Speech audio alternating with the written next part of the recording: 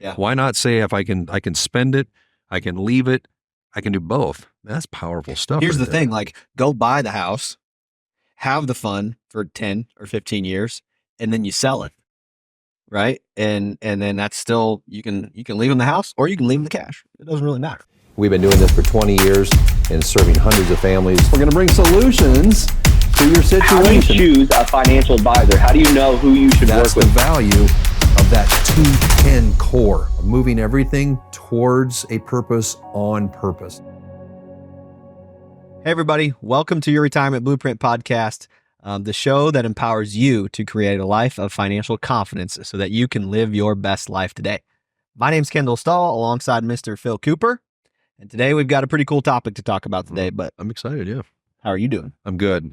Welcome to the show, everyone. Glad you're here. Yeah, I'm doing fine. How are you doing? I am doing fantastic. I'm Good. excited about today's topic. Good. Because I think there's a lot of different ways we could take it. Okay. And you just never know where we're going to go. You just never know. Stay tuned. This is going to be good. Yeah. So today I want to talk about big purchases Okay. in retirement, All right. right? It seems like inevitably, there's that person that always is like, hey, what would happen if I They start to dream. Yeah. Yeah. right? Yeah. And so I think the first thing to talk about is like, you got to have a plan to retire. And I think that's kind of like the base level thing. Mhm. And usually people have some good ideas of like what they're trying to do and where they're trying to go. Right. But then like they kind of get comfortable with it and they start to realize, hey, this retirement thing's working out. And so then they maybe start to dream a little bigger or Yeah. change their, do something different. And that's when the questions come. Hey, Phil, Kendall, what would happen if I did X, Y, and Z? Right. Yeah. Yeah. So big purchases in retirement, like how do we do them? How do we decide if we can do them or not? Let's just kind of talk about that for a while. Okay. I think the place I'd like to start there is that is one of the greatest dreams that we always, as Americans, we hang out there, say, when I retire, I'm going to, and then you can fill in your blank. I'm going to buy that boat. I'm going to buy that big RV. I'm going to buy that vacation home in wherever that is.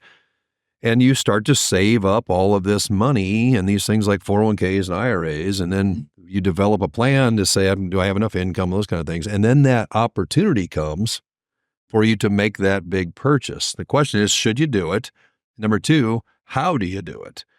And so what I always like to come back to, if you've watched this show for any length of time, what I like to come back to is say, do we have a plan? Everything comes back to the foundational piece of a plan. Then the number one foundational piece of that plan is income. Right. So if you can say, yes, I have enough income that's going to carry me to the end of my life, if this big purchase doesn't derail that income, or anything else, like you want to make sure you leave enough money to your children, your grandchildren, whatever. If that big purchase doesn't derail that, by all means, go chase that down. Go get it. You bet. I think that a couple things to talk about are like, so a lot of people are worried about running out of money in their lifetime, right? Mm-hmm. And or if they're not worried about running out of money, they're all about like leaving money to something or someone, right? Yeah. And so I think if you're in that camp of leaving money to someone, right, then I think the conversation needs to be had on, is it more about like making memories while we're alive and here and well, or is it more about, leaving that big chunk of money once you're gone? Yeah. And it comes, and that all those answers always come back to, hey, what are you trying to do? And then we have a plan built out, but let's put those things in there and let's see what it looks like. I agree with that. And there's also some levers that you can use. So what does that mean? Well, a lever is nothing more than a tool. So if I have a long enough lever, I could pick up a car. Sure.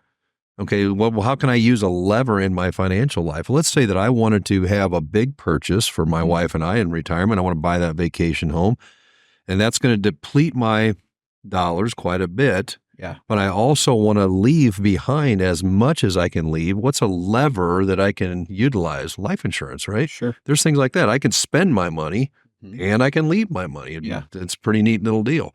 Or I can say, it's like you mentioned, it's more important for me to let my children and my grandchildren experience that vacation home with me while I'm alive and well. Maybe they won't get as many dollars when I'm gone, but boy, the memories are going to be massive. Right. So it's a matter of what's important to that individual.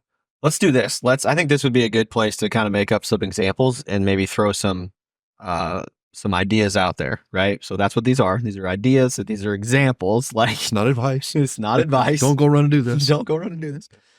But let's go two different ways. So let's start with the person that would like to go buy that second home. Yeah. Okay. So let's make some things up. Say they're, I don't know, early 60s. Okay.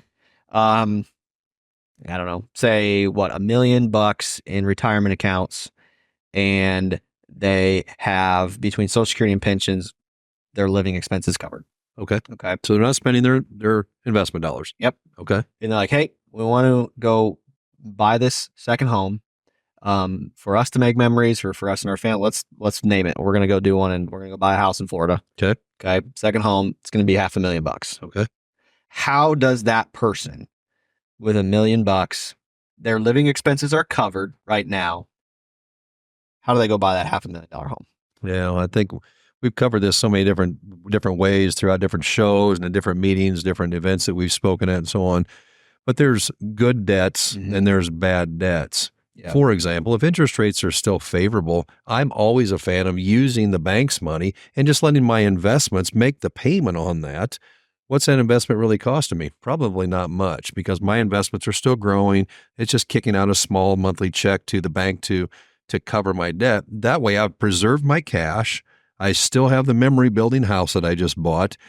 And I'm probably gaining net worth along the way, because the house I bought hopefully is going up in value. My investments, hopefully, if they're going down at a slower rate because they stayed invested, versus pulling a large chunk out at once of liquid cash and putting it into something like real estate that I can't get my money back out of. So I think there's a lot of ways to go about that. Debt is always a good thing to at least look at. So let's talk about the two different scenarios. Let's say they went and paid cash. Okay. Right? Which probably not what we're going to tell someone to do. Probably not. Maybe there's a situation where we do, but they got $1 million, so they got plenty of cash to do it.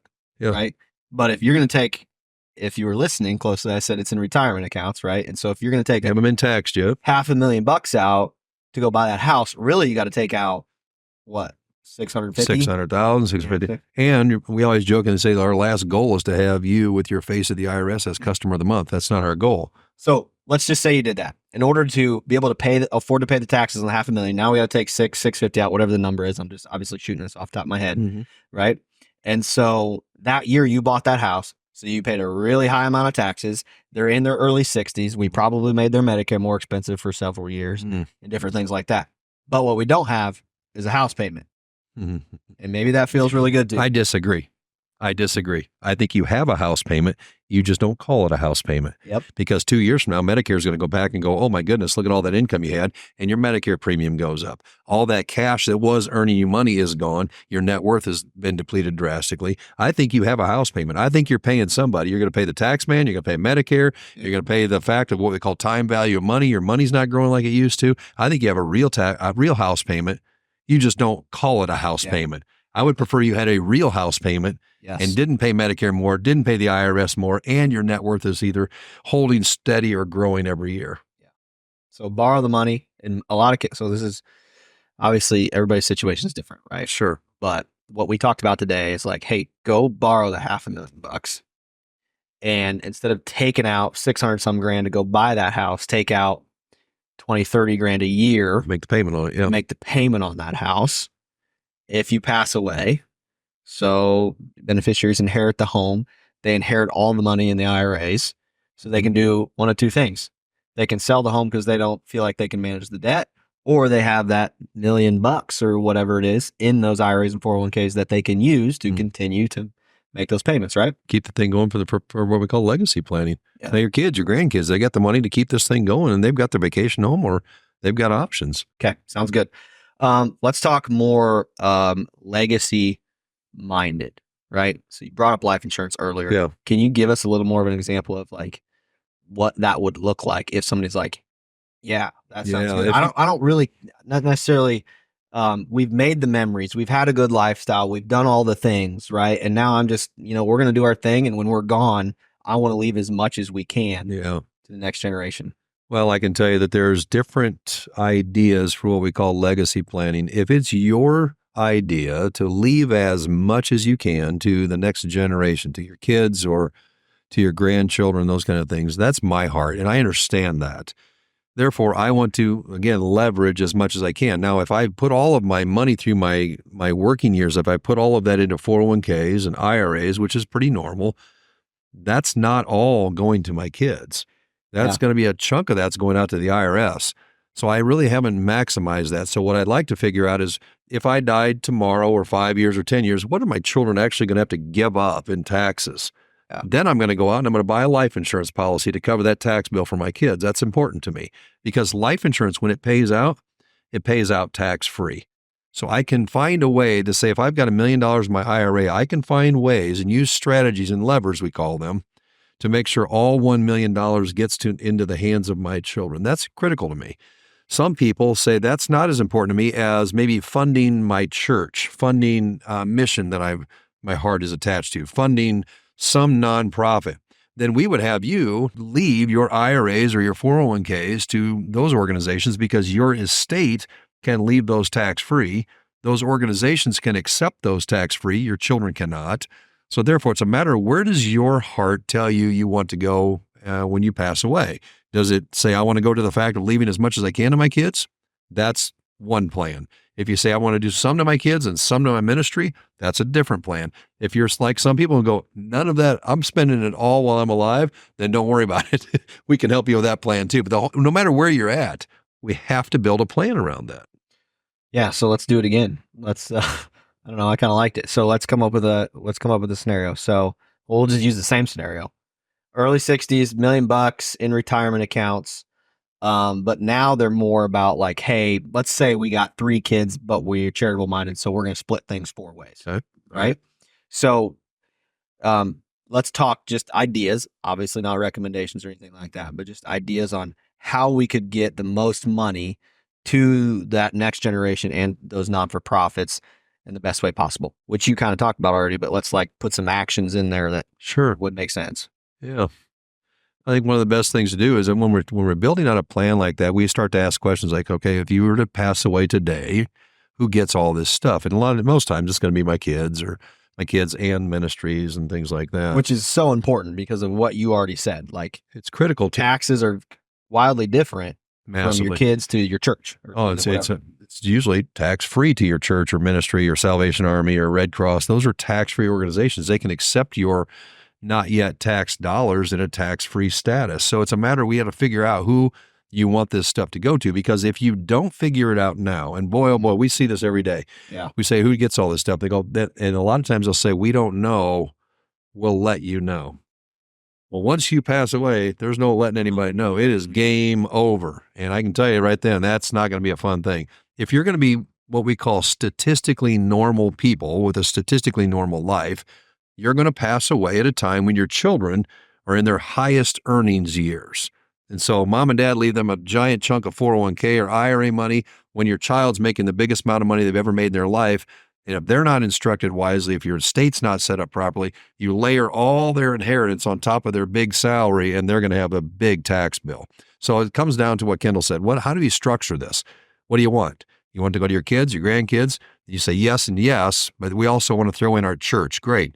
That's a way that we can craft this to say, then we're not going to undo some of your 401k and IRA. We're just going to name the beneficiary on a piece of that as those non-for-profits that flows out to them tax-free. The children, we flow the rest of it to, and maybe if taxes are a concern to you there, we layer in life insurance and cover that tax bill for the kids. There's a lot of ways you can go about it. So like just talking shop, like we're not running illustrations or anything like that, but like maybe you're going to leave $500,000 to the non-for-profit, and you're going to leverage the other $500,000 into some sort of tax-free death benefit or something like that. Agreed. And you could leave, if you've got $1 million in the bucket today, you could leave $500,000 to the non-for-profit, and you could still leave the full $1 million to your kids using the right levers. Yeah. You could take $1 million and turn it into $1.5 million.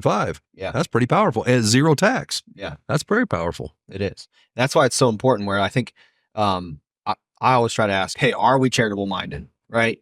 And sometimes I think people think like I'm trying to push an agenda there, but I'm always like, no, like, they don't want to say no because it makes them look really bad. Exactly. No, you're right. No. we give, right? And I'm like, so like how much? Like, I mean, is it important to you? Like, are we giving $10,000 a year or are we giving $10 a year? Yeah, Right. I mean, yeah. so I don't really care what they do. It's just the point is we got to figure out what their hearts are because it makes a huge difference on who gets what kind of money. It can be a huge game changer for what I call legacy planning. And you know, our setup as a family is I've got these children, but then I've got these 2 grandchildren who really should be at the front of the line. These grandkids You don't even care about us. They went around the kids. The kids got sunk down when the grandchildren were born. But it's important to me. And it might be important to you too, that I want to go multi-generational on what I leave behind. So that's a different set of plans that come with that. But what I don't want to do is hurt my grandchildren for anything that might be coming down the pike later with tax laws and things like that. So you've got to have a plan. Okay. So big purchase in the retirement. What would happen if, right? That's having a plan and making sure that if you are taking big chunks of money out of retirement, there's a reason for it and you know why. Maybe don't just close your eyes to the idea of borrowing some money on those big purchases. And then kind of the second half was kind of making memories or leaving money behind. We kind of went down the leaving money behind trail and behind trail. I'm not sure what happened there to my voice, but, and that's where, there's a lot of different levers, as you call them. Or what about this? What about the hybrid model? Yeah. You can do both. Do both. Why not? Yeah. Why not say if I can spend it, I can leave it, I can do both. That's powerful stuff. Here's right the there. thing, like go buy the house, have the fun for 10 or 15 years, and then you sell it.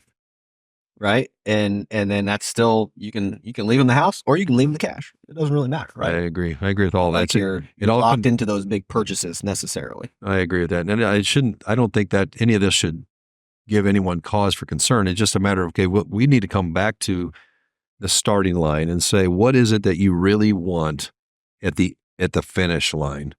Because the starting line, that's wonderful. That's fun. Let's buy a house. Let's buy the RV. Let's buy the boat. But what's the finish line look like? Yeah. What do you really want? Yeah. At the finish line is, Kendall, we really want our life to look like this when we're gone. Our children, our ministries, our grandchildren, whatever. Then we come back to the starting line and say, then just take step 1, and that is to do this. And step 2 is to do this. And step 3. And pretty soon you take enough little steps, you're going miles and miles down the road. It's a very powerful process. Not in the show notes, but we should talk about it too. What about the folks that are like, I want my last check to bounce? Like, can you plan for that? I have family members who've done that. It's possible. I had a family member who said, I want my last check that I write to bounce, and I want that last check to be written to the undertaker. And I think they accomplished their goal. This is true. But like on a serious note, Yeah. like, Oh, I'm being serious. well, I know you're being serious. I guess what I'm trying to say is like, there are literally people that say, hey, Yeah, I'm not leaving it. I don't It's not care important to about me. leaving money That's fine. If that's their desire, that's fine. It's just still think you should have a plan, because the problem with your plan is we and you don't know when the finish line is. That's almost harder to plan for that than they think. Yes, because there are people who want to spend the last dime on the last dollar of their life, and we don't know when that last day is. And so if you know the day you're going to die, well, we could build a perfect plan for you. But that takes as much planning. It really does, because we want those dollars to last them clear to the end. We just don't know when the end is. So we still have to have a plan around that. You still have to have a plan. All right. Any closing remarks? Or I think that pretty well covers big purchase and retirement, memories now versus memory later. I think it covers it, but I also think it's critical to just remind folks that the generation that came before the baby boomers, this was not conversation with them a lot of times. Yes. They were that post-Great Depression era, folks. The big purchases never even crossed their mind. And then the boomers came along, and the purchases are crossing their mind. They do want to winter in that wherever warm climate is. They do want to travel. They do want to do those things. And so this question is coming up more and more and more. I'm not sure what the next generation behind that's going to be, but I think it's critical to have the conversation at home to say, what is it we really want at the end of this thing, at the finish line? And then does our plan accomplish what we want while we're alive? And does it accomplish what we want while we're gone? I love it. Okay. Sounds good. This week in history. Well, let's wrap it up with this week in history, right? So 1969, was that the year after you were born? I was a year old, yeah. Okay. The Beach Boys announced that they were suing their record label for $2 million in unpaid royalties. That'd be nice. I don't know if they won money in it. 1969. That was a lot of money today. Oh, this is interesting. 1970, President Nixon signs legislation banning cigarette ads on TV and radio. No kidding. 1970? Really? Seems like I'm surprised. I'm trying to think now. I guess you don't. I guess, yeah. I haven't seen them. Yeah. Since 1970. I would remember I was 2 years old and I saw my last one. I remember that. 2 years old, you were laying there on the floor watching TV. Oh, that's the last cigarette Hey, I've ever that's seen. the last cigarette commercial History I'm was made ever right gonna there. see. Yeah. No wonder you don't smoke. All right. I think that's enough That's of this enough. week in history. All Good right, show. folks. Very good topics. Yeah, that was good. All right. Plan for those big purchases. Think about, do you want to have the memories? Make them now. Or are you more concerned about leaving dollars when you're gone? Build a plan around them. Thanks for joining us today. We'll see you next week on Your Retirement Blueprint. Thanks for joining us.